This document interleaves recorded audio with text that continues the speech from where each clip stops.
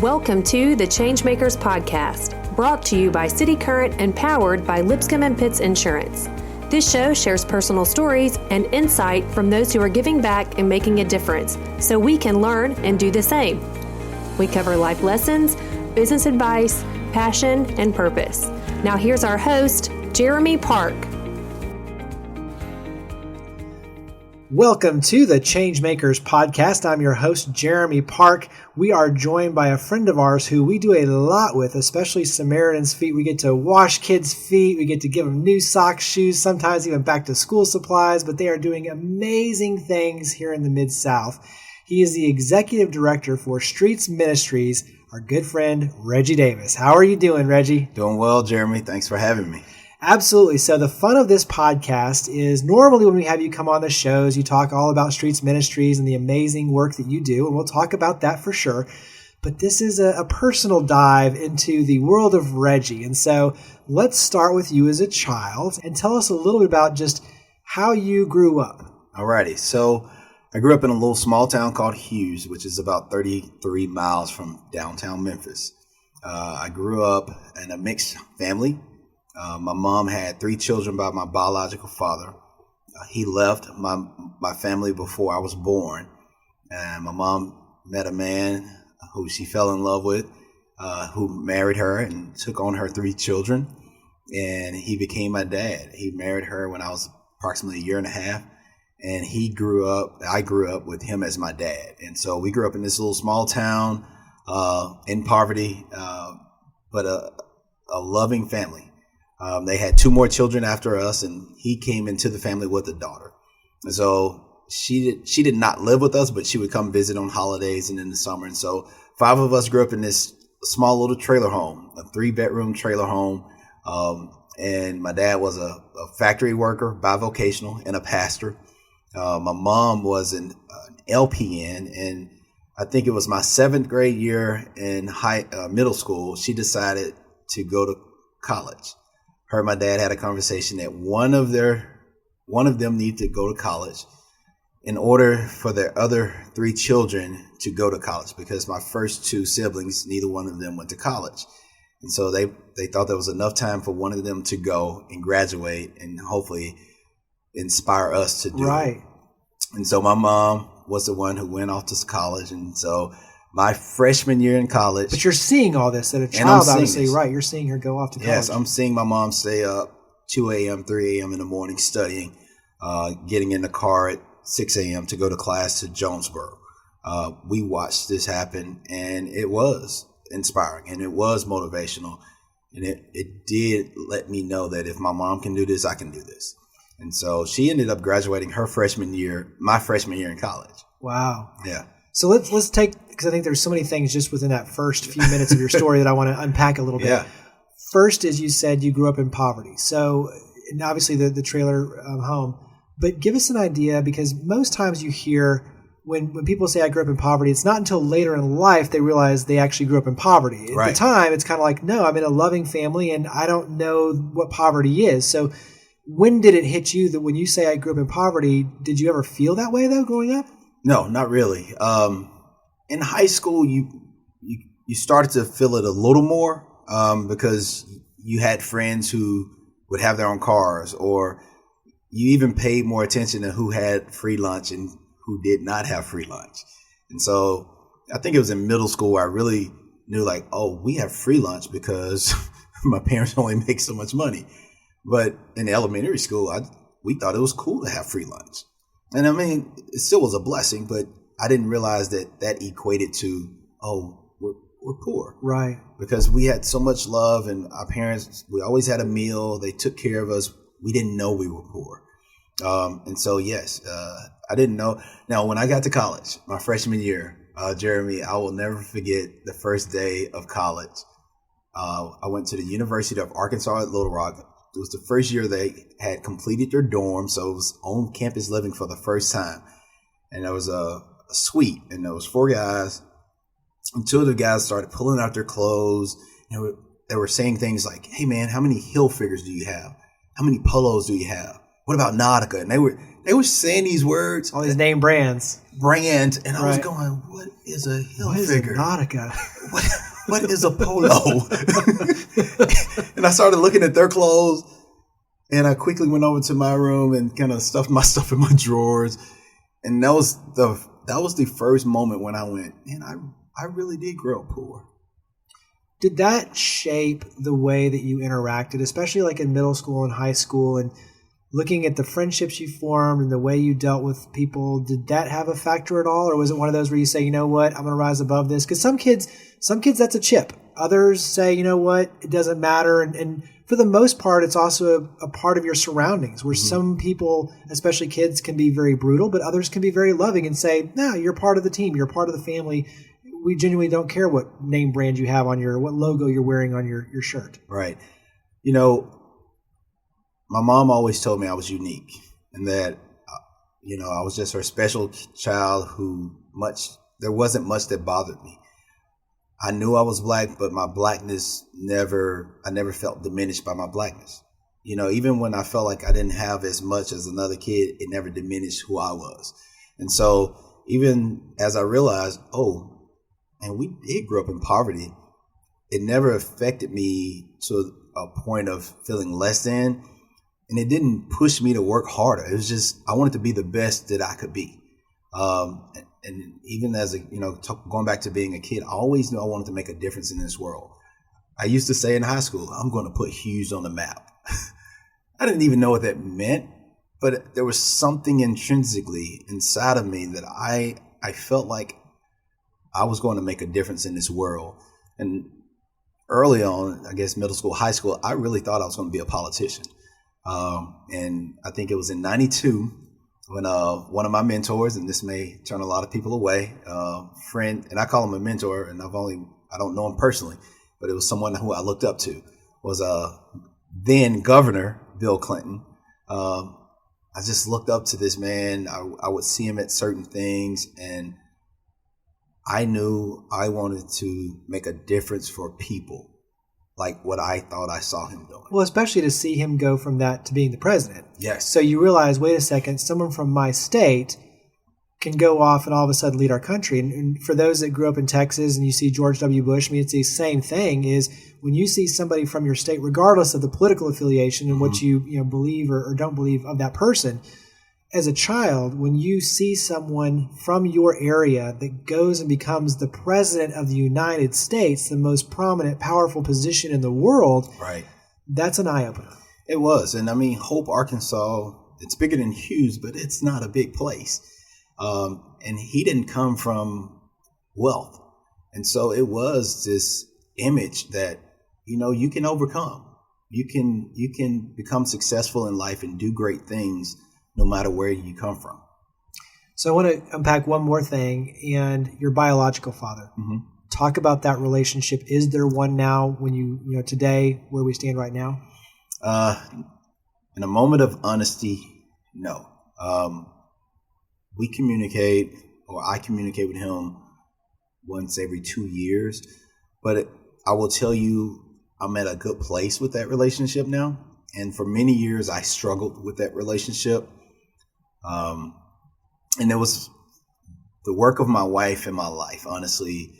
After we had our first child, she would begin to have these conversations with me about him and say, are you going to let him know that you're married now and have a daughter? And I would tell her, no. He didn't care about me before now. Why should I allow him in my life now? And then at the birth of our second child, she once again said, are you going to let your biological father know that you now have 2 children? And I'm like, what is wrong with this woman? What doesn't she get? I have a great dad over here. Right. I don't need to have this relationship. And she finally said, Reggie, I truly believe in order for you to love your children the way that you desire to, you are going to have to forgive him. Wow. And I know, you have not forgiven him. And it took about 1.5 years for me to start really wrestling with that and accepting that statement and dealing with the feelings that I had inside for him, which were not positive. And it took a lot of prayer.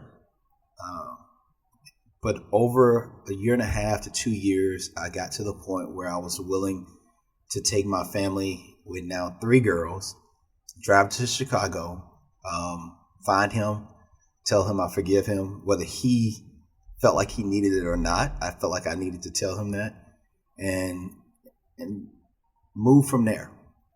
And from there, the commitment to me was I was going to communicate, but I wasn't going to try to create something that I didn't feel like I needed. What's really interesting about this story, and we'll fast forward and talk about the work you do today, especially with youth here in the Mid-South, you can relate to these kids. I mean, everything you're talking about, these are very real issues that the kids that you work with every single day and that you love on and that you're trying to mold to be our future leaders, Christ-like, I mean, everything that you strive to do, you've walked in their shoes. And so you understand when you talk about hurt feelings and a father that leaves you even before you even really know who that father is, and trying to reconnect and figure out what's your purpose, and so many of those things that youth struggle with. You've been there, done that, and can talk to these kids in a very real way about that. Yeah, it's, even when I think about that, and so I think about my stepfather, who was my dad, and he was my mentor. And so I think it's paramount that even within the lives of these young men and women who are missing individuals in their lives that they need a mother or a father, and someone may not be able to step in to the point that my stepfather did, right? So he was there 24/7. But having that man that stepped in there to fill the gap, who wasn't biological. I mean, I'll tell you, being a stepfather is difficult because you step in and you love the wife, you love the mother, but at the same time, they're not your biological kids. And so you have, especially as they get older, and you have the issues of, well, you're not my real dad. All of those things. It takes a special person to step in as a stepfather and be loving and unconditionally love your kids and be that role model. So, I mean, that in and of itself, the fact that you view him as your role model and just that relationship, that's a very powerful thing. I don't want, especially for listeners, I mean, you have to understand on both sides, that's a pretty bold thing on both sides. Yeah, and I mean, 3 kids. So I was a year, but my older siblings were 5 and 6. And I'll never forget the story my mom told me when he first started dating her, that he would come over, and I was very protective, even at like a year and a half. I was very protective of her. And they would come over and sit on the sofa and watch television together, and I would get right in between them. And he would put his hand over and grab her hand, and I would toss his hand off to the side. And this happened like 2 or 3 times. And then finally, he realized. He never said a word to her, but like the next, I don't know how many visits, but he would come over and engage me the entire time, to the point that she got jealous. And so he would come over and just spend time with me and hang out with me and get to know me and love on me, and therefore earn my love and respect, right, so that he could get to her. Now, there's so many stories behind that, right? So sure. I even think about the work that we are trying to do in the city. It is, we put ourselves out there to impact these kids' lives, and we've got to be willing to, get to know them, put ourselves out there, spend that quality time with them, and watch what happens. There is something about when a kid knows that you love them and that you're not in this for something else other than to love and support them. There's nothing you have them. And what can grow from that is amazing. And I've seen it happen. I've experienced it. And so he was my first model, my first mentor. And, we lost him this past January.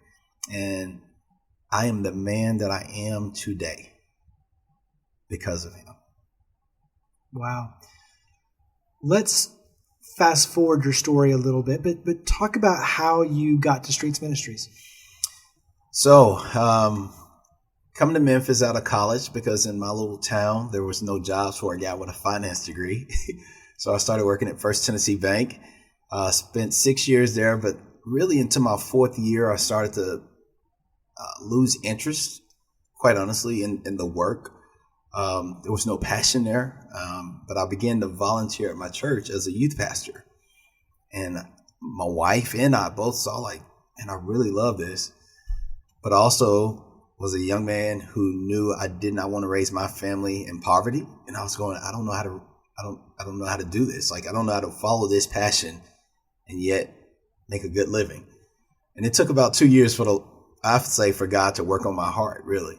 And after that, I started working with an organization called Young Life. Spent 6 years at Young Life and loved it. And into my fifth year, I really started to feel really passionate about education. And at the end of that 6th year, there was this wonderful opportunity to join the street staff. It had been in the South Memphis area since 1987. And Ken Bennett, the founder, and then the executive director, and the board had decided that they were going to move into a new community, 38122, Nutbush, Berkeley area. And I had this opportunity to go and lead that site. And so I initially told him no, and I couldn't sleep for a few nights. And I typically don't have a problem sleeping. I don't sleep a lot, but I don't have a problem sleeping. But I couldn't sleep for 3 or 4 nights. And I remember that fourth morning, I woke up and told my wife, I said, we never prayed about this job opportunity. We talked about it, and I told him, no, this isn't for me. I'm committed where I am. I said, I think we need to pray about this one.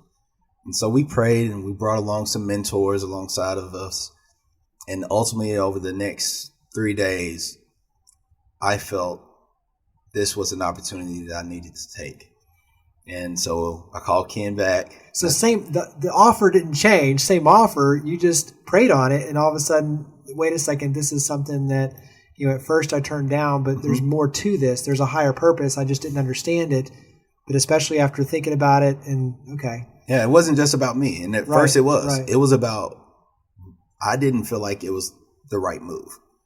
And so praying about it and really, if there's a scripture that I can use as I think that has been the constant in my life, it's Proverbs 3, 5, and 6. Trust in God with all of your heart. Lean not on your own understanding. In all your ways, acknowledge him. And that's tough right there. In all of your ways, acknowledge him, and he'll direct you. And I got to be honest, I did not acknowledge him at first on that. And as I began to acknowledge him, he truly showed me the path and the way. And so I called Ken back and said, hey, that offer you extended, have you moved on that? And I'll never forget this. He said, man, no. He was like, I literally had no one else in mind. I was just sitting here going, I'm not sure what I'm going to do now. And so we talked through everything, and I've been with Streets for 6 years now. So perfect opportunity now. Tell everyone what Streets Ministries does. So Streets Ministries, we exist in order to engage, encourage, and equip young people through the love of Christ to realize their God-given purpose and achieve their God-given potential. We do that through education. We have programs for elementary and middle school students. We do that through recreation. We provide a space for kids to come and have fun and play, but also structured recreational opportunities, team opportunities. And we do that through spiritual formation. We offer kids the opportunity to hear the gospel, respond to the gospel, and to grow in their relationship with the Lord. And you have beautiful, amazing centers that have basketball courts, learning labs, computers. You have foosball tables and stages and performance and all sorts of good stuff. So when you talk about the centers, give as much as you can through a microphone, but paint a little picture.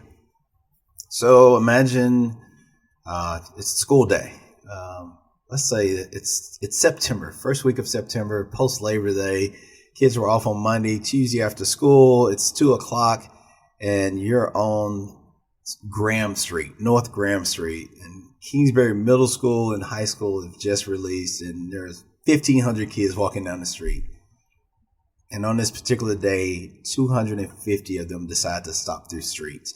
And when they come in, again, off to their right is an unbelievable opportunity room where they can go play foosball, ping pong, or they can go out and sit on the patio, and maybe the Olympics is still going on early September, and we've got the big 6-foot screen dropped, and they can watch, the U.S. play Brazil in soccer. And then you walk down the hall, and here's a huge gymnasium where on one side you've got 50 guys playing indoor soccer, which they call futsal, and on the other side you've got young men and women playing basketball. And then you come on around the building, and we go through the quiet side, is what we call it, the educational wing. And you can go back there, and there's a computer lab with 18 computers where kids are actually doing homework assignments or looking for jobs or studying for their driver's exam or looking up colleges and scholarships. And then on around that corner, we have this one room designed for girls. The girls kind of came to us and said, everything over here is for boys, and we need a space where girls can come and hang out and connect.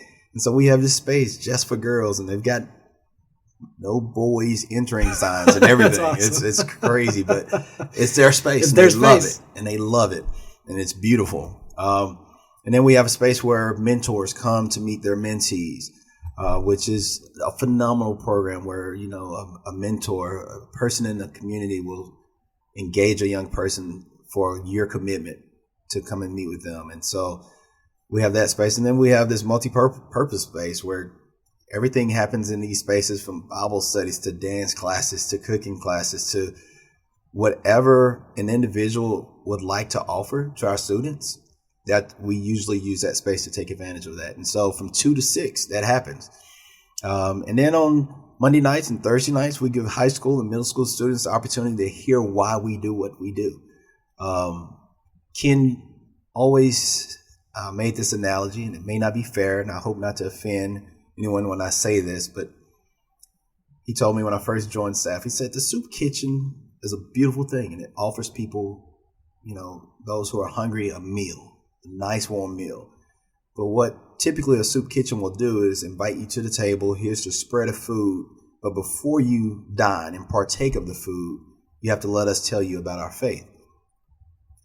We like to think of streets as being the opposite of that. So our facilities with all these activities and opportunities, that's our dining room. That's the table, and where the table is spread and the feast is going on. And kids can come and dine and partake of this as much as they want. And they can walk out of here and never hear the faith. But we will stay open later on Monday and Thursday nights and give them the choice to come in here about our faith. And so we're not saying it's the right way, but we like the way we do it. Well, you're winning their trust. You're winning their heart. You're winning the opportunity to gain their full attention, their undivided attention. And usually, even as you said before, as you pour out love and you become, in their eyes, a role model, you win their heart and the chance to really talk to them and create genuine change. That's it. I even think about my own relationship with my wife and my 3 daughters. True change comes through the opportunity to learn and grow from one another. And I think too often adults always think we only have things to offer them, young people.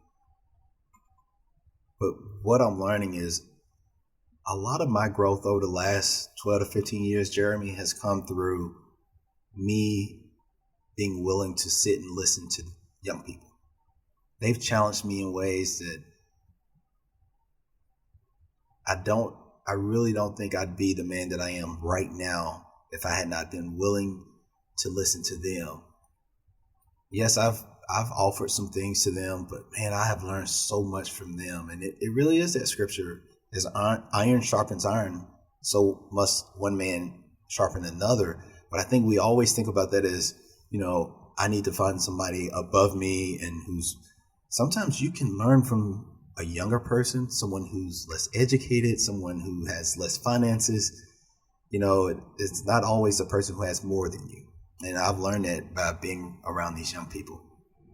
I do want to go back and say that your illustration, like the tour you gave, is probably one of the best visual tours in your mind that I've ever heard. Like as you're telling that story going all around, it's like I'm genuinely walking through with you. I mean, it's a very descriptive, very accurate, and very well said description. So anyway, kudos for that. So the work you do is extremely important, and I think as we talked about before, you're perfect for it. I mean, everything we're talking about speaks to the fact that you can create change. You can understand them, you love them, you can win their heart, but ultimately you can get them on the path that is positive for their life.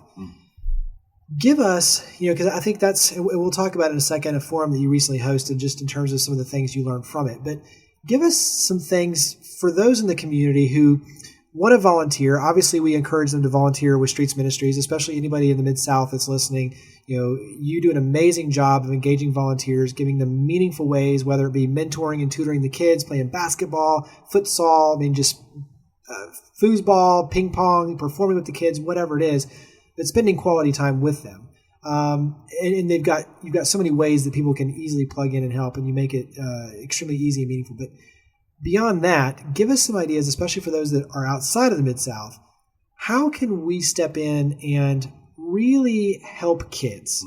How can we not just win their heart and their trust, but also, too, really help shape them to see opportunities for themselves, to get them to understand that the life of violence and crime and everything that unfortunately is so pervasive across our nation and world, that we can steer them in the right direction. Yeah. Because this is what you do every day. Yeah. So what lessons or what advice would you give us for those that just want to make a difference but are struggling with how? Yeah. What do you tell them? Wow. There's a little cliche. People don't care how much you know until they know how much you care. It's old, but it's so true. And I really do think it goes back to being willing to put yourself in a position of being vulnerable. Let's be honest, right? So here's a visual. So I'm a black man, right? I grew up in rural Arkansas. And so when I came to Memphis and I first started this whole youth development outreach ministry thing, I went over to Hughes High School. Quite different than anything that I grew up in Hughes. And I walked into that cafeteria for the first time, and here I was, a 28-year-old preppy dressed black man. Walked into that cafeteria they had 3 lunches, 2,000 students. So do the math, roughly 600 to 700 students per lunch period. It was the scariest thing ever. And I felt called to do this, but it was scary. And that first day, I was lucky to talk to one kid. I really was. I felt like, oh my gosh, I prayed and I'm still ready to run out of here. But it was the consistency, showing up again and again and again, where now the kids are watching and they go, now they're starting to engage me. Now, I was kind of talking to kids when I go in and nervous, but as I showed up over and over again, and I said I was coming when I said I was coming, and I didn't make many promises. One of the things we try to say at Streets is under promise and over deliver, right? But when I said I was going to be there, I was there. And so I think it really is showing up. I like to call it the ministry of presence. There is nothing like just showing up and being present in the life of a young person. So how do you do that if you're in Minneapolis or Phoenix or Boulder, Colorado, which we just came from? It's finding out those places that will help you bridge the gap, right? So I do think it's tough for just somebody off the street just to, let me go walk up to these group of kids.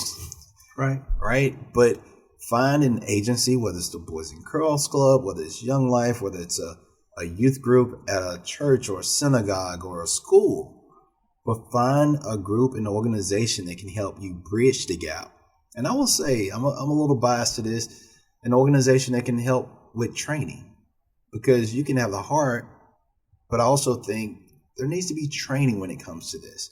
The Grizzlies Foundation in Memphis provides unbelievable training to mentors, but also to organizations like Streets. And so I would assume that in most cities around our country, you can find that. You can find an organization that is already in the world of the youth, but then they can help bridge you to a specific young person to help you engage. Or maybe your love is basketball. And you, in your heart, you love to be, the next Coach David Fizdale, but let's start at the reg league, and you can be a basketball coach at Streets or MAM. So there are organizations there to help you bridge the gap. But at the end of the day, it is just committing, getting involved, and showing up and being consistent. There is nothing greater than consistency when it comes to a young person.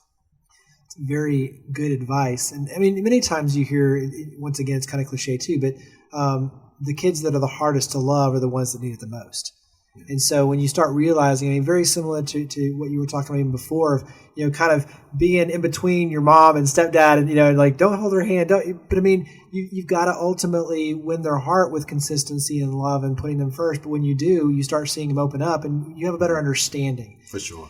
And speaking of understanding, I mean, I don't want to dive too much into it, but there's a lot going on nationwide, and it's not just black and white. I mean, this is not just racism. I mean, you're talking about with refugees and religion, and we're living in a world that's shrinking through social media, through everything, and so being able to understand each other, looking past the socioeconomics, the religion, the skin color, all of those things are extremely important for us to build a culture of respect, but also of peace. Mm-hmm.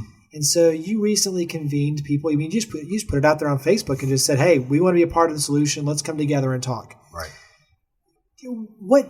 When you have that sort of dialogue, not only with youth, but with adults, and understanding where we've been, where we're headed, where we're trying to go, what comes out of that? What are things that you say, these are some things that either we learned from that or that came about as a part of the conversation, but what are some positive things that we as listeners can take from some of those experiences that you've learned? So I think I'm going to try to put this into words based on something I said to them, and it was based on something I said at my church recently, the church I attend. The passage of the Good Samaritan, right? Where there's this guy who's been harmed, maimed, and left beaten, right? And these two religious leaders come by him and they keep going on their journey. They see him in the position that he's in and they keep going. But here's this Samaritan man, and he does three things. One is he shows compassion. Two is he gets proximate. He gets close to the man. Because he could have had compassion, felt sorry for him, and kept going. But he had compassion, he felt sorry for him, and then he got close to the man. And he saw exactly what was going on with him. And then he actually took action. And so I think that's what came out of our session of what we did. Like, there were a lot of people, Black, white, Hispanic. I think there are a lot of people in our society who they have compassion for what's going on. And, you have to have compassion on both sides. Like, I have compassion for the victims who have died from this, whether it was a black man at the hands of a white cop or if it was a white cop at the hands of a black man. I have compassion for all of those involved. Because at the end of the day, whether it was a black man who died at the hands of a white cop, that white cop has to deal with the fact that he killed a man for the rest of his life. That black man who is now gone, his family is left without a father and a husband and a brother. And flip it around with the cop, right? The white cop those cops who died, their children are left without a father, their wives are without a husband.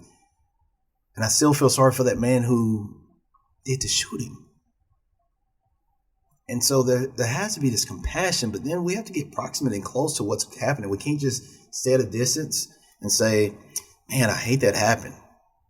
We've got to be willing to get close. And I felt like in that moment for us, closeness was, we can keep typing on Facebook our thoughts, but until we're willing to sit across from someone who I may not even agree wholeheartedly with, but engage in a conversation for some understanding, then we've got to be willing to take that action. At the end of the day, I think of it this way.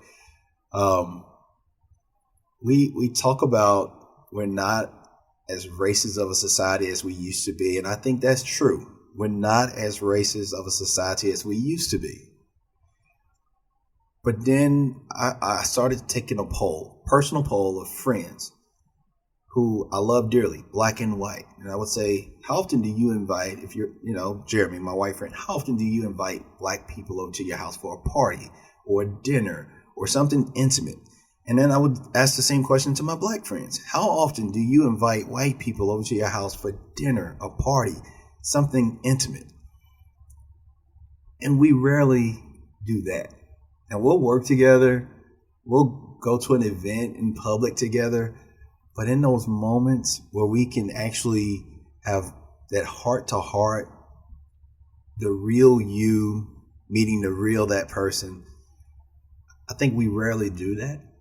But I think sometimes people don't know how to do it and they're afraid to do it. And I don't know. I feel like we have this opportunity right now because I do think a lot of people's hearts are sensitive to it. And I think, I've said I think the religious leaders ought to be the ones to step up and really own this. And so, It brings up a really interesting point, though, and very similar to the work you're doing with youth. How do you change lives? One person at a time. Yes. How do you change stereotypes? One person, one experience at a time. Yes. There's no silver bullet. There's no easy answer. There's no way to simply gloss over any of this. Every issue, every person is complex. But the way you do it, very much like you're talking about, inviting families over to your house, those are one person at a time changes, right? They are. And I think that's the hard thing is we're so used to, we want to see 10,000 people out at a race to raise money. We want to see big things that are instantaneous changes. We want to see, 10,000 retweets on something we put out there on social media instantly. We want to see 1 million likes on something and we're constantly checking for it. Like we want to see this big change really fast, instant gratification. And the reality is that's not the way it works. It's one person at a time, one moment at a time, and extending your hand out and saying, come over. Exactly. Let's have dinner together. So I just loved at that point because I think many times we do. We get forced into thinking that everything has to be immediate. And obviously we need change and we need fast change. But ultimately the way it's going to go about it is with people reaching out to people one at a time and saying, let's get together, let's have dinner, let's break bread together, and let's talk. And let's get to know each other better. That's it. And being intentional. I mean, I don't think we cross those boundaries, right? Those divides that we have. I'll tell you a quick story personally about me, something that I have had to overcome in the last 15 years of my life. Growing up in Arkansas, you can pretty much imagine, and also growing up in a pretty traditional, rigorous faith background. When I married my wife, I would not have even thought this of myself, but I probably was a homophobe, and a mean one on top of that. It was over my head. Wasn't even aware of the things that I was saying. And my wife was just like, do you realize what you just said? And I said, yeah, I said this. And she would just look at me and go, Reggie, what is wrong with you? You don't think there's anything wrong with what you said? No, I don't. And as we began to have these conversations, and they didn't always go smoothly, and they weren't, it wasn't like every time we had this conversation, I love you. there were some tough, hard conversations, but it was in those moments. And then I began to really take account of what I was saying and who I was spending all of my time with. And then I began to intentionally spend time with people who were openly saying, I'm gay, I'm a lesbian. And it was a challenge because as a Christian and here in the Bible Belt, it was like, hey, shun that, right? Stay away.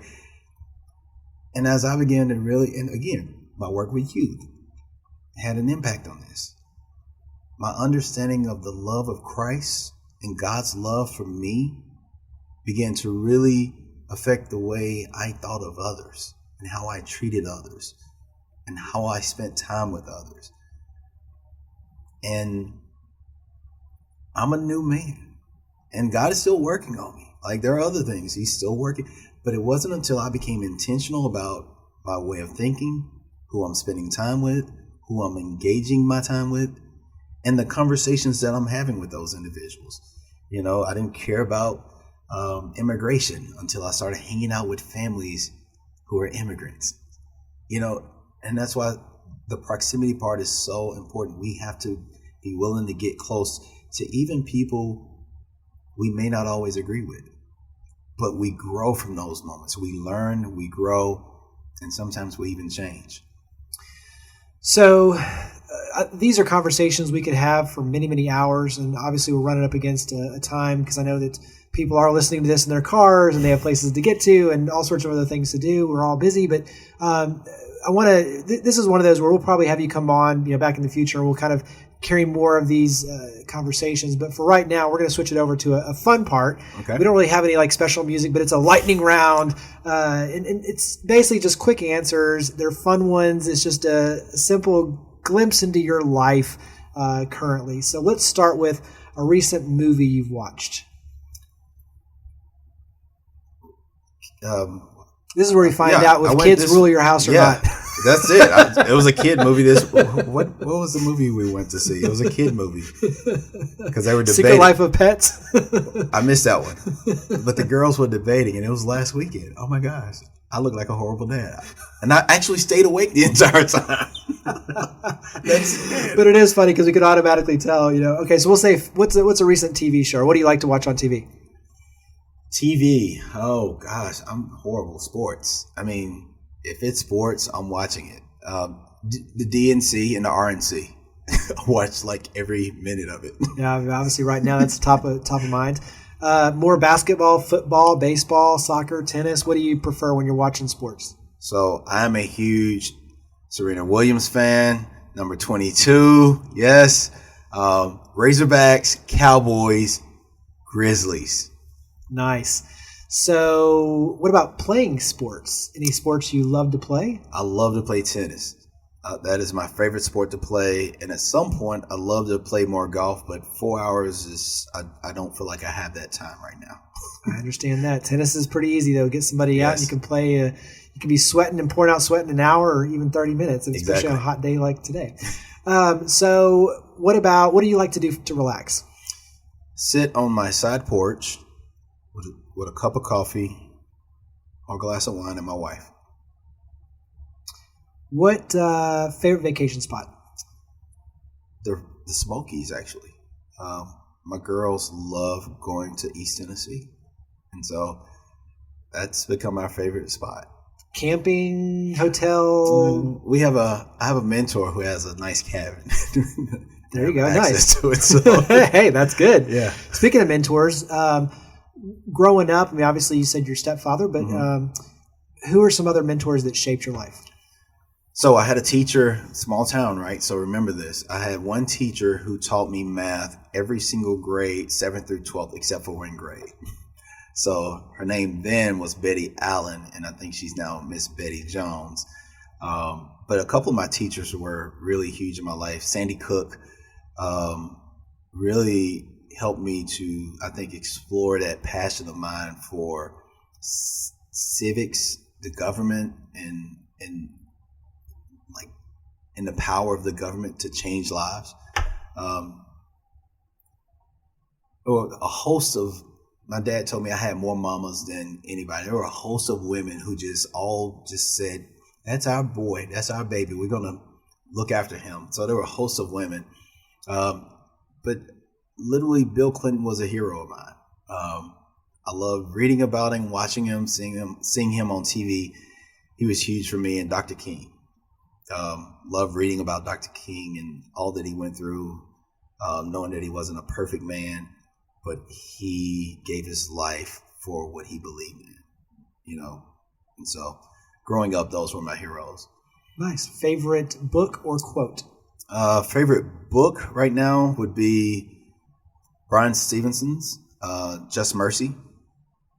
Favorite quote would be this: St. Francis of Assisi, preach the gospel at all times, use words when necessary. Nice. Favorite place to eat here in the Mid-South? Ooh, you're putting me on the spot now. Wow. You can say places. Okay, good. Places. I'll give you some pass on that one. All right. So Central Barbecue, shout out to my man over there. Great. Central Barbecue. My girls, I've got to say this because it's their favorite place, Carrabba's. Yeah.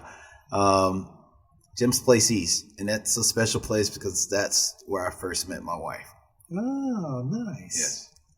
Favorite place to eat outside of the Mid-South? Copeland's. And, what's the seafood place?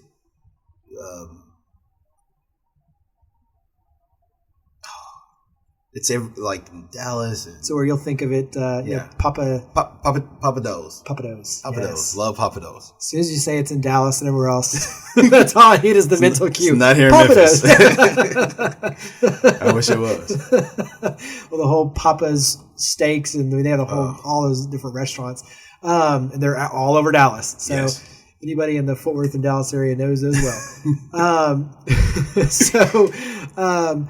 If you could be anything other than the executive director at Streets Ministries right now, what would you want to be? Believe it or not, I think I'd love to lead a foundation. The guys who evaluate, assess other nonprofits and have the ability to support them financially.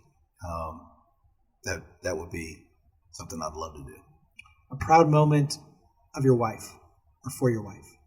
With my wife? With your wife, for my wife? wife? Yeah. What makes you proud for your wife? Oh, proud for my wife. She's an amazing mother. I mean, I always tell my girls, they don't know how blessed they are to have their mom, and her grace and her love and her unselfish devotion to them, that I have no doubt she would take a bullet for them, a shot of cyanide. Like, she would give her life for her girls without thinking about it. And I think I would die for my girls, but I can't even explain it. You see it all over her. She's just an amazing woman, and she puts up with me and my crazy schedule. So that makes her an angel. It does. I would say the same about my wife. Yes. Last question is your legacy. I mean, obviously you're a young man. You're still creating your legacy. It is every day growing in terms of the impact you're having. But, when you look back many years from now and what you want people to say about you, to think about you, what you want your family to say about you and think about you, what do you want your legacy to be here in the Mid-South? So obviously I hope to be known as a man who loved and served God, a loving husband and devoted father, and just a good friend. But I hope to be known as a bridge, that I was someone who was able to bridge people to God, because the vertical landscape and I think today within our society that Christianity, whether we've created ourselves or we want to blame it on the media, but I think we've done we have not done a great job of portraying God and connecting people to God. I really do believe that, and I'm not beating up the church. I just think we've failed at some things, and I hope I can be a bridge that helps people see God the way He desires to be seen and felt and needed and loved, but also to each other. I love connecting people, whether it's black and white and different races, or young to old, parents to kids. I love connecting people when there's appears to be a disconnect, a void, misunderstanding. That's a passion of mine. I love bringing people together, or at least creating the opportunity to come together. And so I hope my legacy is that Reggie was a bridge. Well, the last question is the easiest one of all, is tell listeners where they can connect with you. Where can they learn more about Streets Ministries? What are the easy ways to kind of follow this conversation and carry it forward? Wow. So you can find me at Reggie FD on Twitter, Reggie Davis on Facebook, but through Streets, we're at Streets Memphis on Twitter, Streets Ministries, I believe, on Facebook. You can go to our Facebook, www.streetsministries.org. And I'm pretty easy to get to. So love to hear from you. Love to have you come out and take a tour of Streets and see what's going on there. We have hundreds and hundreds of young men and women who would love to have a relationship with a loving, caring, supportive adult in their life. We have a lot of kids. We're working with elementary kids. I got to throw this plug out there. We're working with a lot of elementary kids in order to build their literacy. I always end up throwing my shouts out there for literacy. It is important. It is important for our city that our young people become readers and effective readers. It will change the landscape of our city. If we want Memphis to become great, I'm telling you, literacy is one of those keys to get us there. I agree 100%. Well, everyone, Reggie Davis, Executive Director, Streets Ministries, you are indeed a change maker. We greatly appreciate all you do for the Mid-South and greatly appreciate you coming on the ChangeMakers podcast. Thanks for coming on the show. Thanks, Jeremy. Thank you for listening to the ChangeMakers podcast, produced by City Current and powered by Lipscomb & Pitts Insurance. To learn more about our guests and to share your stories of others leading by example, visit us online at citycurrent.com. Connect with us online using @citycurrent or follow the conversation using the hashtag ChangeMakers. Now, think big, start small, and act now. Be a change maker.